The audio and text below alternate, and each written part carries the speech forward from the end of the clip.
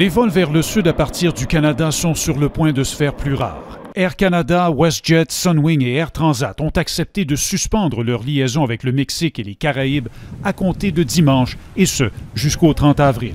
Alors que les variants de la COVID-19 inquiètent, Ottawa annonce aussi une série de mesures visant à décourager les Canadiens de voyager. Le plus vite possible en février, nous ajouterons un second test obligatoire à l'aéroport quand les passagers arrivent.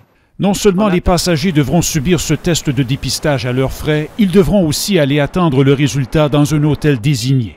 Un séjour pouvant durer jusqu'à 3 jours et qui sera aussi aux frais des voyageurs. On s'attend à ce que le coût du test de dépistage privé, le coût de 3 nuits qui doivent booker à l'hôtel à l'avance,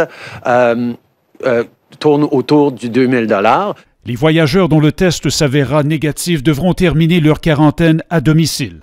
Les autres seront contraints de passer 2 semaines dans un centre de santé publique. Une annonce qui est très positive en ce qui nous concerne.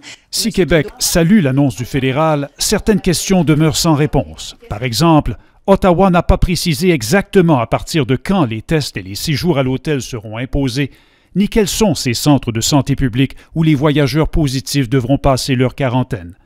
Et si les vols vers le Mexique et les Caraïbes seront suspendus, ceux vers les autres destinations, comme la Floride, eux, vont continuer. Ottawa explique avoir ciblé les destinations les plus prisées des Canadiens pendant l'hiver.